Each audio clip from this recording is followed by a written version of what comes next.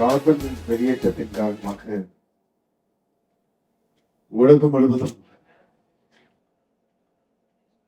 சுற்றுச்சூழல் பாதிக்கப்பட்டு அதன் காரணமாக காலநிலை மாற்றத்தின் காரணமாக பல்வேறு பேரிடர்களை சந்திக்கக்கூடிய இந்த சூழலில் பொருந்தார் பூமி ஆழ்வார் என்பதை போல 22 ஆண்டு காலம் இதற்கான முயற்சியை மேற்கொண்டு நமது தமிழ் மண்ணை சேர்ந்த மரியாதைக்குரிய திரு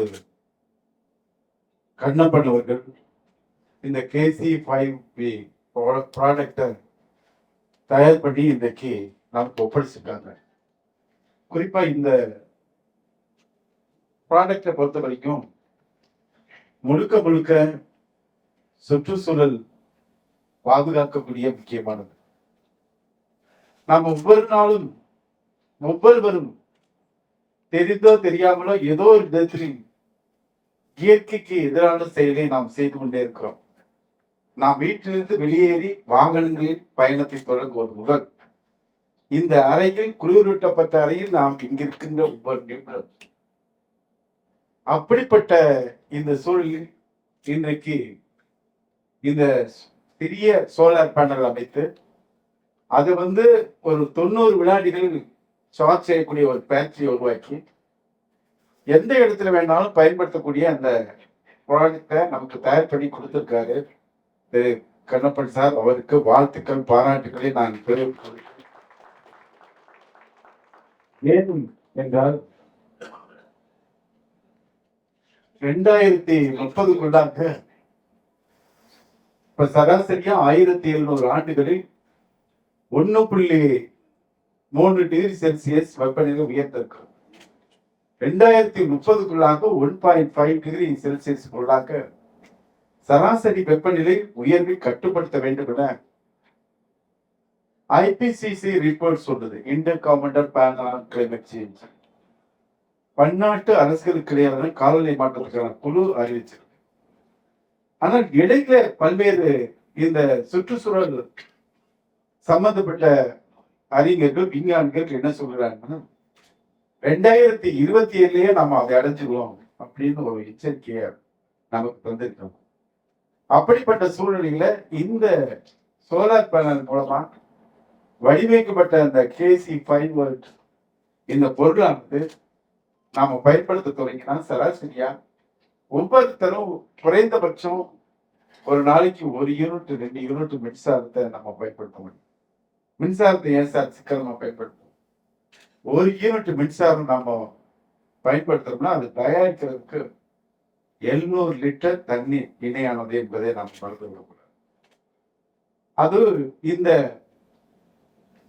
புதுப்பிக்கத்தக்க எரிசக்தியை, குறிப்பா சோலார் எனர்ஜியா இருக்கட்டும், விண்ட் எனர்ஜியா இருக்கட்டும், இவற்றை நாம பயன்படுத்த கார்பன் வெளியேற்றத்தை கட்டுப்படுத்த முடியும் என்ற இலக்கை நோக்கி நமது மாண்புமிகு தமிழ்நாடு முதலமைச்சர் அவர்கள் இன்றைக்கு சுற்றுச்சூழல் மற்றும் காலநிலை மாற்றத்துறை மூலமாக பல்வேறு நடவடிக்கைகளை மேற்கொண்டிருக்கிறார்.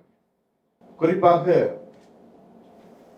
முதல் கட்டமாக கார்பன் அளவை கட்டுப்படுத்துவதற்கு பசுமை தமிழ்நாடு இயக்கம், கிரீன் தமிழ்நாடு மிஷன் என்ற இலக்கை நோக்கி 2030க்குள்ளாக 33% வனத்திலே வெட்டுகின்ற அளவில் ஆண்டுக்கு 10 கோடி மரங்கள் நடுகின்ற திட்டத்தை தொடங்கி வைத்து இன்றைக்கு வெற்றிகரமாக அரசு மட்டுமல்ல, அத்தனை சுற்றுச்சூழல் அமைப்பு மட்டுமல்ல, யாரெல்லாம் சுவாசிக்கின்றோமோ ஆக்சிஜனை சுவாசிக்கின்றோமோ அத்தனை பேரும் மரங்களை நடவு செய்ய வேண்டும் என்ற இலக்கை நோக்கி இன்றைக்கு தமிழ்நாடு முழுவதும் பசுமையாக மாறிக்கொண்டிருக்கிறது. தமிழ்நாட்டில் இருக்கின்ற 38 மாவட்டங்களில் காலநிலை மாற்றத்துக்கான குழு அமைத்து அது மாவட்ட ஆட்சித்தலைவர் அமைப்பை செயல்படுத்தி காலநிலை மாற்றத்தால் ஏற்படக்கூடிய பாதிப்புகள் ஒவ்வொரு மாவட்டத்துக்கு இடத்திற்கு தகுந்த மாதிரி மாறுபடும். அண்மையில் ஏற்பட்ட கேரளாவில் வயநாட்டில் ஏற்பட்ட கடுமையான நிலச்சரிவு, அண்மையில் ஏற்பட்ட சென்னையில் ஏற்பட்ட கடுமையான பெருவெள்ளம், தூத்துக்குடியில் ஏற்பட்ட கடுமையான 110 சென்டிமீட்டர் மழை பெய்த கடுமையான பேரழிவு, இவற்றையெல்லாம் நாம் பார்த்திருக்கோம்.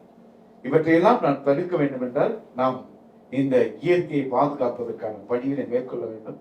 அதனை நமது மரியாதைக்கும் போற்றுவதற்குரிய திரு கண்ணப்பன் அவர்கள் வெற்றிகரமாக இந்த இயற்கைக்கு ஒரு மகத்தான திட்டத்தை தந்திருக்கிறார். அதற்காக மீண்டும் நான் அவரை வாழ்த்துகிறேன், பாராட்டுகளை தெரிவித்துக் கொள்கிறேன்.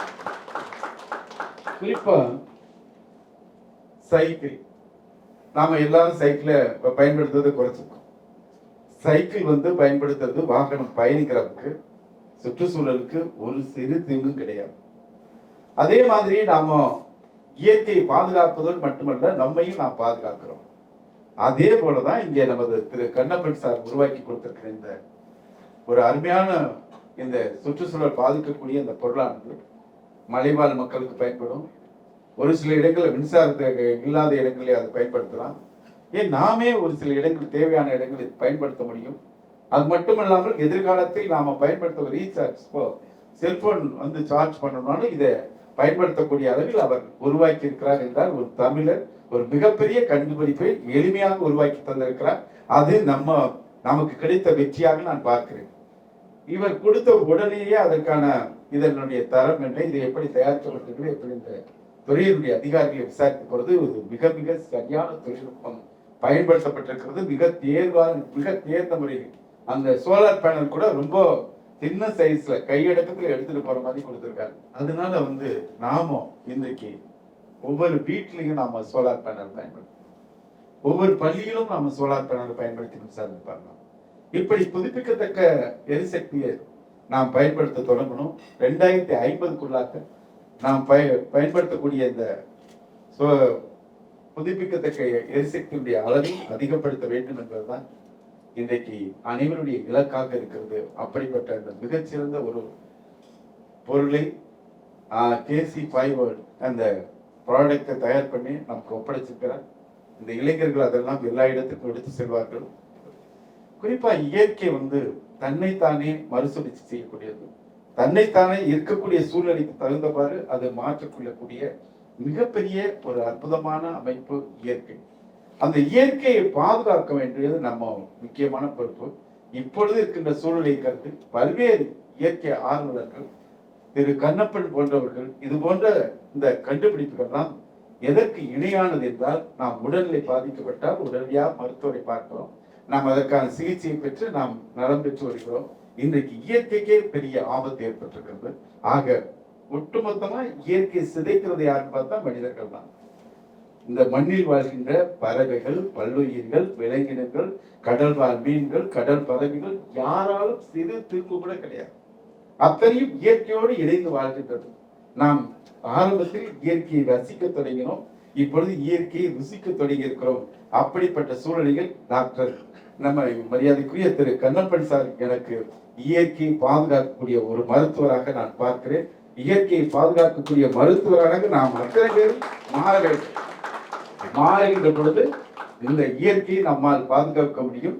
ஒட்டுமொத்தமாக இந்த இயற்கையை நம் அடுத்த தலைமுறைக்கு பாதுகாப்பாக ஒப்படைக்கக்கூடிய மிக மிக முக்கியமான நிலையில் நாம் இருக்கிறோம். அதில் நமது திரு கண்ணப்பன் சார் அவர்களும் ஒரு மிக சிறப்பான திட்டத்தை இங்கே தந்து இந்த தமிழ்நாட்டுக்கு பெருமை சேர்த்திருக்கிறார்.